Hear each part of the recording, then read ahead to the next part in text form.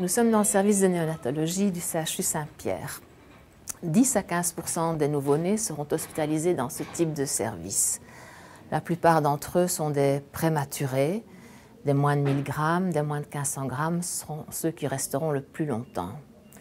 C'est pour ce genre d'enfants que nous avons conçu un tout nouveau service qui n'a plus rien à voir avec les unités de soins intensifs traditionnelles. Les soins intensifs pour les nouveau-nés se sont développés au cours des années 60 grâce à une technologie de plus en plus performante. La priorité était donnée à la survie. Cette survie s'accompagne dans 10 à 25% des cas de troubles de développement et de retard mental. Depuis une vingtaine d'années maintenant, on s'est rendu compte qu'en dehors des facteurs médicaux, il existait d'autres facteurs qui pouvaient influencer le devenir de ces enfants. Par exemple, leur réaction à la douleur, la stabilité de la famille, des facteurs environnementaux au sens large comme le son, la lumière, l'installation des bébés. C'est en diminuant le stress que subissent ces enfants dans les unités néonatales que nous pourrons arriver à améliorer leur développement et ceci se situe au centre de notre philosophie de soins. Les sources de lumière ont fait l'objet d'une attention particulière. Toutes les chambres ont des fenêtres afin de permettre une cyclicité jour-nuit naturelle. L'intensité de la lumière de la chambre est réglée par rhéostat. Certains actes de soins ou d'écriture nécessitent une lumière plus forte et sont effectués à l'aide d'un spot. Pour obtenir le calme dans le service, nous avons travaillé sur les matériaux absorbant le bruit au niveau du sol, du plafond et des murs. Ceux-ci sont recouverts d'un bois perforé qui a l'avantage d'être esthétique.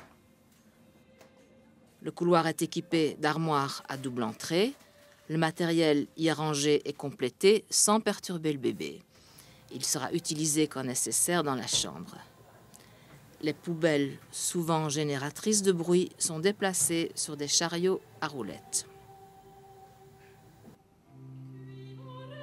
Les enfants séjournent dans des chambres seules. Ceci permet de les isoler du bruit du couloir, mais également d'isoler les autres enfants de l'agitation présente lors d'une réanimation, en particulier à l'admission.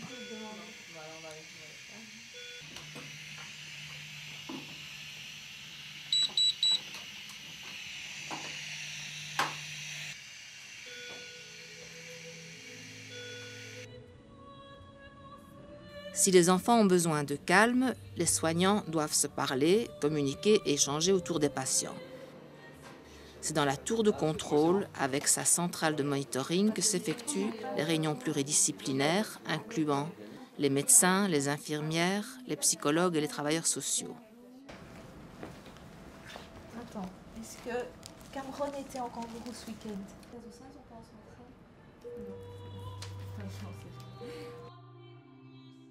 L'intimité des familles est préservée grâce à l'isolement par rapport à l'effervescence du bureau central.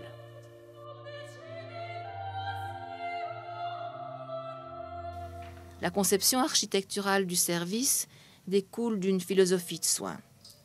Celle-ci s'inspire largement du programme NITCAP développé par Mme Hals à Boston dans les années 80. L'observateur NITCAP va enregistrer pendant 3 quarts d'heure, et ceci durant toutes les 2 minutes, les signaux donnés par l'enfant. Ceci permettra de déterminer son stade de développement, ses capacités et ses faiblesses. Cette façon de procéder est un excellent média pour communiquer autour du bébé et renforcer les parents dans sa connaissance.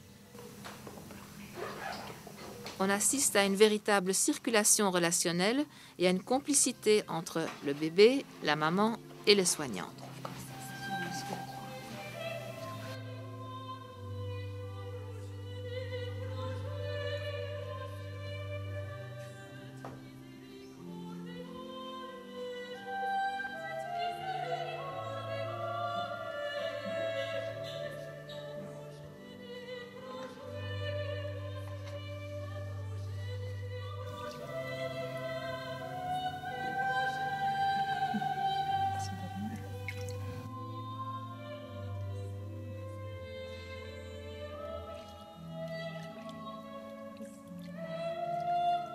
La maman prit le rôle principal auprès de son enfant. Les soignants sont déjà en retrait mais présents.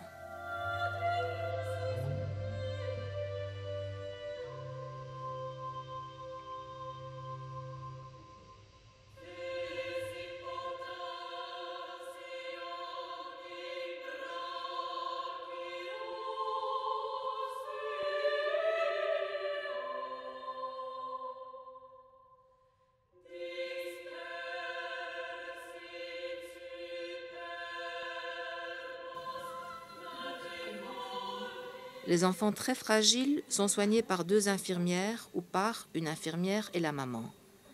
L'une sera responsable des soins et l'autre soutiendra le bébé dans son épreuve.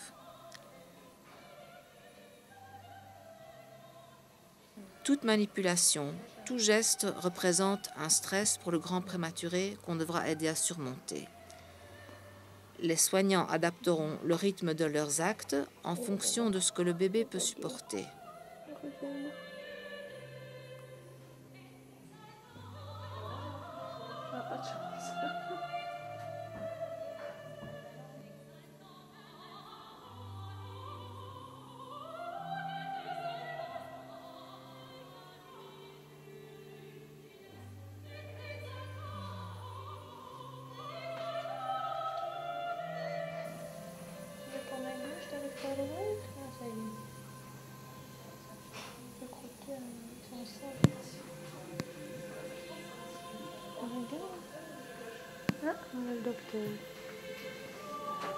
Le pédiatre ne sera autorisé à examiner l'enfant que lorsque l'infirmière l'aura invité à le faire, sauf en cas d'urgence, bien entendu. L'écho cardiaque, elle n'a pas tenu qu'elle là. Non, elle a un souffle carabiné. Elle a Digéré. Oui, c'est quoi. Comme ça, je passe par en bas. Dès la naissance, la présence des parents est au centre du programme des soins de développement. Ce sont eux qui constituent la constante dans le développement de leur enfant.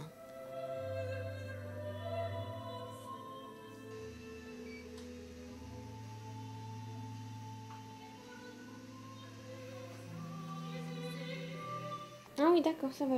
Vous la prenez? Non, je ne Non. la prends pas. Non, pas encore.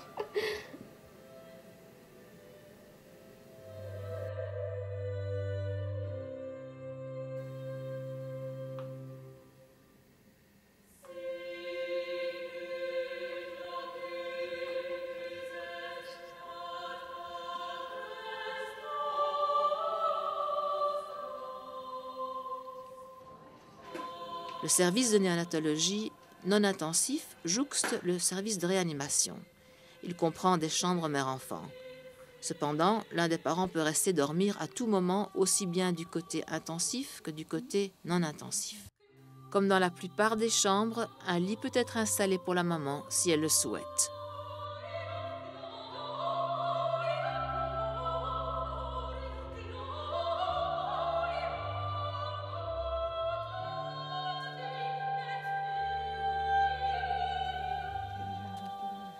L'architecture du service non intensif est assez semblable à celui des soins intensifs, mais on laissera rentrer plus de lumière dans les chambres. Le séjour sera principalement axé sur la préparation à la sortie et le maintien de l'allaitement si celui-ci a été initié.